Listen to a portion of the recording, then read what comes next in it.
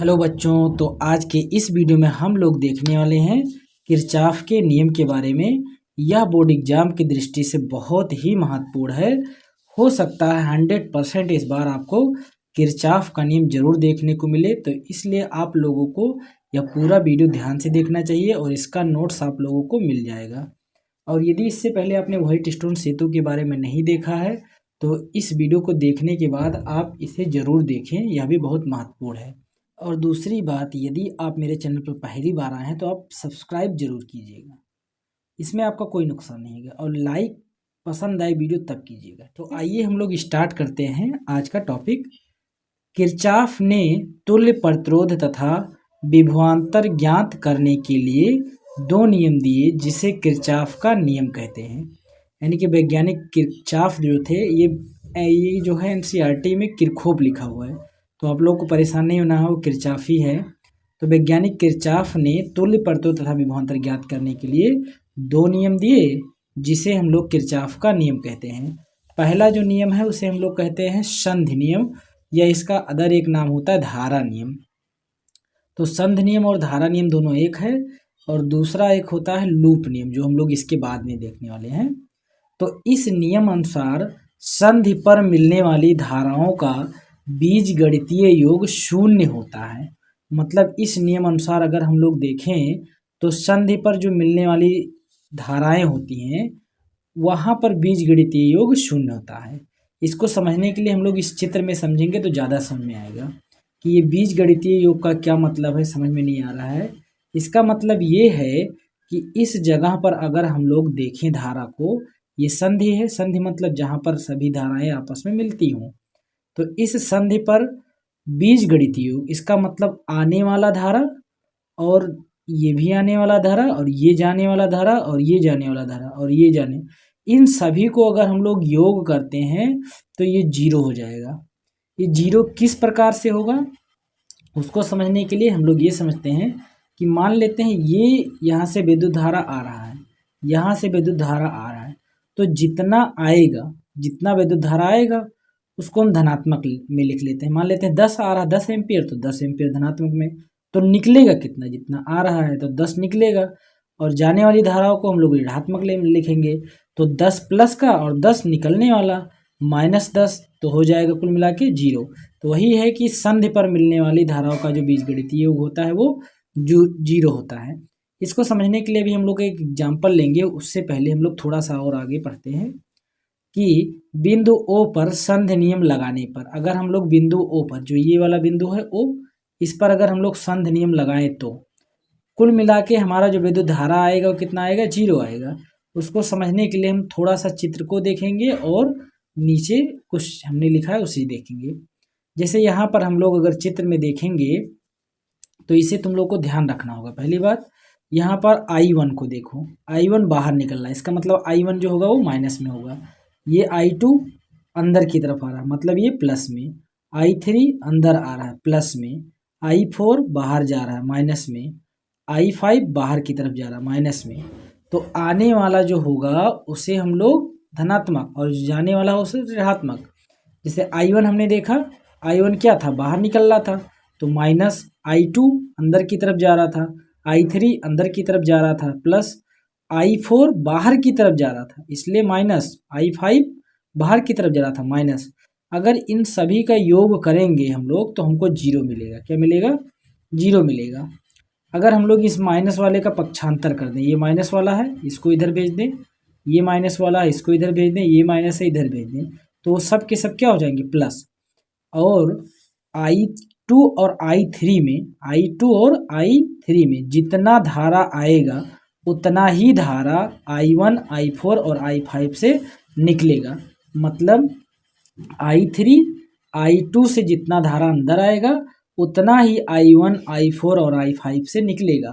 इसका मतलब इस जगह पर आने वाली धारा और जाने वाली धारा का बीजगणितीय योग जो होगा वो 0 होगा।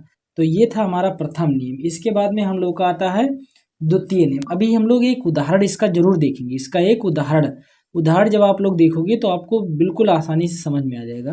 तो इसका उदाहरण हम लोग अभी जरूर देखेंगे। उससे पहले हम लोग दूसरा नियम पढ़ते हैं जिसे हम लोग कहते हैं लूप का नियम। क्या कहते हैं, लूप नियम। इसे लूप नियम या बोल्टता नियम के नाम से भी जानते हैं कि बोल्टता नियम, ठीक है। तो आप लोगों को परेशान नहीं होना है, और ये भी ज़्यादातर बच्चों को ज़्यादा कठिन लगता है, लेकिन हमने उसको सरल बनाने के लिए बहुत ही अच्छा उपाय किया है, आप लोग को जरूर समझ में आएगा। यह नियम बंद विद्युत परिपथ के लिए लागू होता है। जो ये नियम है ये बंद विद्युत परिपथ के लिए लागू होता है, ठीक है। यानी कि जब कोई भी परिपथ जो होगा वो बंद होगा, जैसे हम लोग चित्र में देखें तो ये एक परिपथ क्या है, ऐसे बंद है, तो बंद परिपथ के लिए ही लागू होगा, ठीक है। अब थोड़ा सा पढ़ते हैं इसमें। इस नियम अनुसार किसी बंद परिपथ में प्रवाहित धारा, किसी बंद परिपथ में बहने वाली धारा तथा संगत प्रतिरोध, मतलब उसके संगत प्रतिरोध का गुणनफल का बीजगणितीय योग, के गुणनफल का बीजगणितीय योग उस परिपथ में लगे विद्युत वाहक बल के बीजगणितीय योग के बराबर होता है। अभी ये थोड़ा सा पढ़ने में हम लोग को टफ लग रहा है, ठीक है, लेकिन अब थोड़ा एक बार दोबारा हम लोग पढ़ेंगे तो ज़्यादा समझ में आएगा। किसी बंद परिपथ में प्रवाहित धारा, ये मान लेते हैं परिपथ है, ये दो बैटरी लगी हुई हैं, इसमें इस तरफ से इधर धारा जा रहा है, तो किसी बंद परिपथ में प्रवाहित धारा तथा संगत प्रतिरोध, मतलब उसके साथ जो प्रतिरोध लगा होगा, मतलब प्रतिरोध इसके साथ धारा के साथ कौन सा लगा है, ये लगा है और ये लगा है, प्रतिरोध के गुणनफल का बीजगणितीय योग, गुणनफल का बीजगणितीय योग, बीजगणितीय योग मतलब I_R1 I_R2, I_R1 plus I_R2, ये क्या हो जाएगा, बीजगणितीय योग। जो बीजगणितीय योग होगा उस परिपथ में लगे विद्युत वाहक बलों के बीजगणितीय योग के बराबर होगा, मतलब उसमें जो लगा है विद्युत वाहक बल E1 ये बैटरी है, E2 दूसरा है, उसका जो बीजगणितीय योग होगा उसके बराबर होता है, ठीक है। दोबारा हम लोग एक बार समझते हैं कि ये नियम ये बताता है कि जो विद्युत धारा प्रवाहित हो रहा है उसका वैल्यू और जो प्रतिरोध है उसका वैल्यू, उसका बीजगणितीय योग कर लेंगे, दोनों का बीजगणितीय योग कर लेंगे, मतलब धारा और इसका गुणा करके जोड़ लेंगे दोनों को। जोड़ने के बाद में अगर इसका हम लोग धारा देखते हैं या विद्युत वाहक बल भी देखते हैं तो ये दोनों हमेशा इसके बराबर ही होगा, ठीक है। तो यही बताता है, वही हमने लिखा है E1 प्लस E2 बराबर I_R1 प्लस I_R2। अब कुछ बच्चों को ये लगेगा कि सर हमारे बुक में तो दूसरी तरह से दिया है, काफ़ी टफ लिखा हुआ है, क्या सर ये गलत तो नहीं होगा या सही होगा। 100% ये आपका सही रहेगा, कोई दिक्कत नहीं होने वाली है, आप इसके लिए बेफिक्र हो जाइए।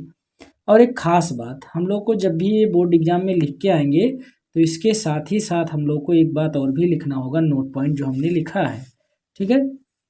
वो नोट पॉइंट यह है कि यदि हम धारा की दिशा में चलते हैं तो, यदि हम धारा की दिशा में चलते हैं तो संगत प्रतिरोधों का गुणनफल धनात्मक होता है। यदि हम धारा की दिशा में चलते हैं तो संगत प्रतिरोधों का जो गुणनफल होता है वो धनात्मक होता है, ये दूसरा भी लिखा हुआ है। और दूसरी बात, यदि आप लोगों ने मेरे वीडियो को लाइक नहीं किया है और मेरे चैनल को सब्सक्राइब नहीं किया है तो सबसे पहले आप सब्सक्राइब करें, क्योंकि आपका सब्सक्राइब करने से कोई दिक्कत नहीं होने वाला है और लाइक करने से आपका भी कोई नुकसान नहीं होगा, तो आप ये दोनों काम जरूर करें, ठीक है। अब इसको नोट पॉइंट को हम लोग समझने के लिए थोड़ा सा गौर करते हैं इस पर कि यदि हम धारा की दिशा में चलते हैं, यदि हम धारा की दिशा में, जैसे धारा इधर से इधर की तरफ जा रहा है तो इधर की तरफ अगर जाते हैं, प्रतिरोध को देखते हैं तो हम I और R को प्लस में लिखेंगे, I और R को प्लस में लिखेंगे। लेकिन हम धारा के विपरीत दिशा में चल रहे हैं, हम धारा के विपरीत दिशा में चल रहे हैं, तब हम लोग I और R का जो मान होगा उसे माइनस में लिखेंगे, ठीक है। इसी तरह अगर हम लोग दूसरा देखें तो दूसरा भी हमारा नोट पॉइंट लिखा है, यदि सेल में ऋणात्मक इलेक्ट्रोड से धनात्मक इलेक्ट्रोड की तरफ चलते हैं। इसको समझने के लिए सबसे पहले यहाँ हम लोग देखते हैं, जो बैटरी होता है उसमें हमको दो चीज़ें मिलती हैं, एक धनात्मक और दूसरा ऋणात्मक, एक धनात्मक और दूसरा ऋणात्मक। तो यदि हम लोग क्या करते हैं, ऋणात्मक इलेक्ट्रोड से धनात्मक की तरफ चलते हैं, ऋणात्मक से धनात्मक की तरफ चलते हैं, तो विद्युत वाहक बल धनात्मक होता है। यानी कि जो विद्युत वाहक बल होगा वो प्लस में होगा, प्लस ई रहेगा। लेकिन यदि हम लोग क्या करते हैं, धनात्मक से ऋणात्मक की तरफ चलते हैं, ये जो मान होगा विद्युत वाहक बल का वो ऋणात्मक लिया जाएगा। हमने यहाँ पर लिखा है माइनस ई, ठीक है। तो ये हमको जरूर लिखना है। अब इसके बाद में हम लोग एक इस पर जो आने वाला सवाल है उसको समझते थोड़ा सा, क्योंकि बहुत ज़्यादा इम्पोर्टेंट, उससे हम लोग का जो किरचॉफ का पहला नियम है वो एकदम से क्लियर हो जाएगा, ठीक है। तो आइए हम लोग देखते हैं। हमने एक चित्र बना रखा है, इसमें अगर हम लोग देखें तो यहाँ पर आने वाली धारा है, यहाँ पर आने वाली धारा है, यहाँ पर जाने वाली धारा है, यहाँ पर जाने वाली धारा है और यहाँ पर जाने वाली धारा है। इन सभी में धारा का मान दिया हुआ है, सिर्फ एक जगह पर नहीं दिया हुआ है। जैसे यहाँ पर देखिए तो यहाँ पर आने वाली धारा 10 एम्पियर, यहाँ पर आने वाली धारा 25 एम्पियर, यहाँ पर जाने वाली धारा 5 एम्पियर, यहाँ पर जाने वाली धारा 15 एम्पियर। तो यहाँ पर जाने वाली धारा का मान हमको बताना पड़ेगा। उसके लिए हम लोग क्या करेंगे, सबसे पहले इसको मान लेंगे कि I1 है, ये I2 है, ये I3 है, ये I4 है, ये I5 है, ये I6 है, ये I क्या है, ये ये I1 था, I5 तक ही रहेगा, ठीक है। तो हमको I1 का नहीं पता है, बाकी सब का पता है। यहाँ एक बार हम लोग लिखेंगे, जो आने वाला होगा अंदर की तरफ उसे धनात्मक लेना, तो यहाँ पर हो जाएगा प्लस का 10 एम्पियर, प्लस का 10 एम्पियर हो गया, ठीक है। फिर उसके बाद में ये आने वाला धारा है तो प्लस का 25 एम्पियर, क्या हो जाएगा, प्लस का 25 एम्पियर हो जाएगा। यहाँ पर जाने वाला धारा, जाने वाले के लिए माइनस में लेंगे तो माइनस का 5 एम्पियर, ठीक है। यहाँ पर अगर देखें तो यहाँ भी जाने वाला है तो कितना जा रहा है, 15 एम्पियर, तो माइनस का 15 एम्पियर। और यहाँ पर माइनस का I1, क्या है, माइनस का I1, क्योंकि हमको इसके बारे में नहीं पता है, तो माइनस का I1 बराबर 0, बराबर 0 हो जाएगा। यहाँ पर देखें तो 10 प्लस में है, 25 प्लस में है, तो इन दोनों को एक साथ कर लेंगे तो 25 और 10 35 एम्पियर, 25 और 10 35 एम्पियर। ये है माइनस में, ये माइनस में, तो 15 और 5 माइनस का 20, 20 को माइनस का उधर करेंगे तो प्लस का 20 हो जाएगा, माइनस का 20 इधर करेंगे तो प्लस का 20 हो जाएगा। तो यहाँ लगाएंगे बराबर का निशान और यहाँ लिखेंगे 20 एम्पियर, 20 एम्पियर कैसा, प्लस का। और यहाँ पर अगर I को देखें तो I क्या है, I भी क्या है, माइनस में, तो उधर जाएगा तब प्लस में, तो यहाँ पर I1 क्या हो जाएगा, प्लस में हो जाएगा। अब यहाँ पर अगर हम लोग देखें तो 35 एम्पियर प्लस में है और 20 एम्पियर इधर प्लस में है, तो इसको हम दोबारा इधर की तरफ कर देते हैं, तो 35 ampere minus 20 ampere, 35 ampere minus 20 ampere बराबर I1। तो 35 से 20 जाएगा, कितना बचेगा, 15 एम्पियर बराबर I1। यानी कि हमारा जो I1 से निकलने वाला धारा होगा वो कितना होगा, 15 एम्पियर होगा। कैसे 15 एम्पियर होगा, यहाँ पर देखो 25 और 10 35, आने वाला 35 है तो जाएगा भी 35 ही, 5 इधर चला गया, 15 इधर गया 20 और 15 इधर गया 35, 15 15 30 5 35, ठीक है। तो हमारा कहने का मतलब जितना आएगा उतना ही जाएगा। इसको अपने भाषा में अगर समझना चाहते हैं तो आप खुद ही जानते हैं कि हमारे पास अगर 100 रुपये आ रहा है तो हम सिर्फ 100 रुपये ही खर्चा कर सकते हैं, उससे ज़्यादा नहीं कर सकते। और जो हमारे पास आता है वो धनात्मक होता है, प्लस में होता है, जो जाता है वो खर्चा होता है, ऋणात्मक होता है, ठीक है। तो मैं आशा करता हूँ कि आप लोगों को ये वीडियो समझ में आया होगा और ये जो टॉपिक था काफ़ी अच्छा क्लियर हुआ होगा। तो प्लीज़ सब्सक्राइब जरूर करें और लाइक ज़रूर करें, अपने मित्र के पास ज़रूर भेजें। ये बोर्ड एग्जाम की दृष्टि से बहुत महत्वपूर्ण है, इसे आपको बिल्कुल भी इग्नोर नहीं करना चाहिए, ठीक है।